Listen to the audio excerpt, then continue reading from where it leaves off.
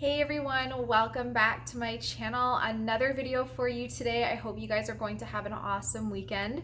So today I want to talk about a particular food ingredient that might be causing gut inflammation for you. So what is this food or food ingredient? It's gums and thickeners, in particular carrageenan, but there are many different types of gums and thickeners, and they are found in sauces, in ice creams, in plant-based milks, in certain cheeses, and the list goes on. So they're gluten-free breads, gluten-free crackers, things like that. So they are found in a lot of different food products, especially gluten-free products. And what I have really come to realize is that these ingredients are in a lot of foods, but ever since being gluten-free, which I think I'm on like year 5 now of being gluten-free, they're in more gluten-free products than they are in regular products, because gluten-free products need to taste good and they need to have like that texture, which you can't really achieve sometimes without having those gums and thickeners. So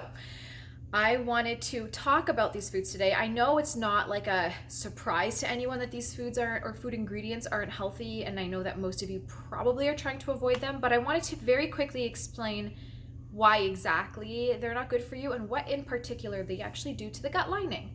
So just to explain it, thickeners or gums are inflammatory. So they are very highly processed, and they go through a lot of different processes in a factory that make them unrecognizable to our body.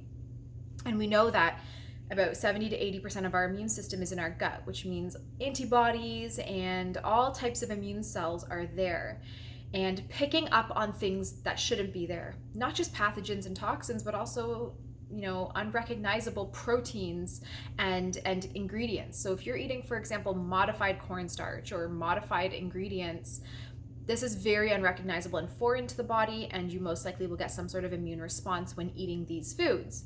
And the same thing goes for gums and thickeners. They go through a big modification process. So say you are to have carrageenan, which a lot of times I believe comes up as red algae or something like that on products. So if you're seeing some form of algae as a preservative in a product, it's carrageenan.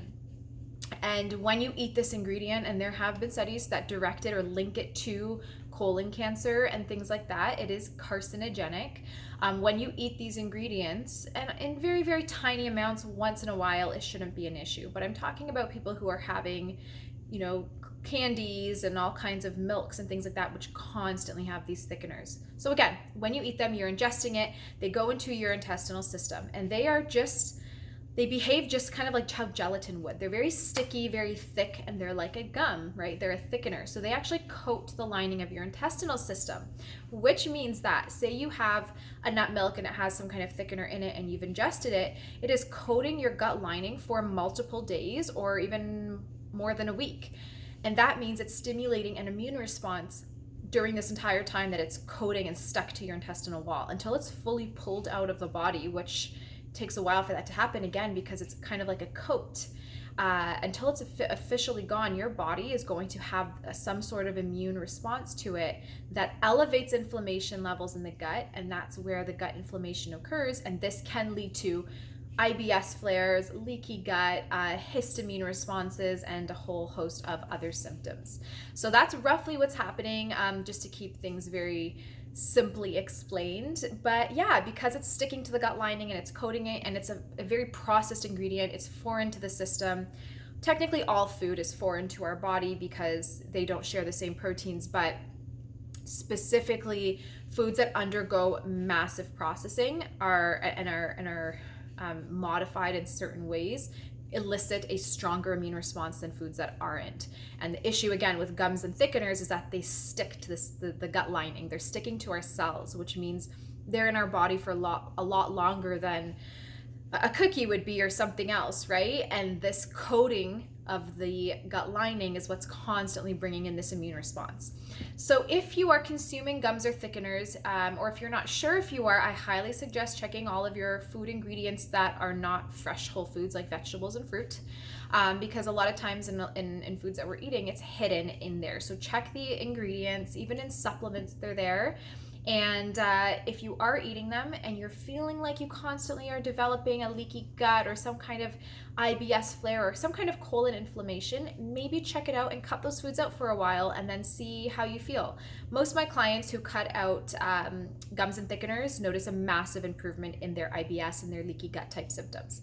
So that's all for this video. I hope that you enjoy. If you want more content like this, follow me on Instagram. You get free content there all the time. I'm posting information and health tips and recipes. And I also have content over on my membership platform that is exclusive to that platform. It's holisticspring.org. There's a lot of awesome, amazing content there that I do not share here on YouTube. So make sure you head there and check that out as well.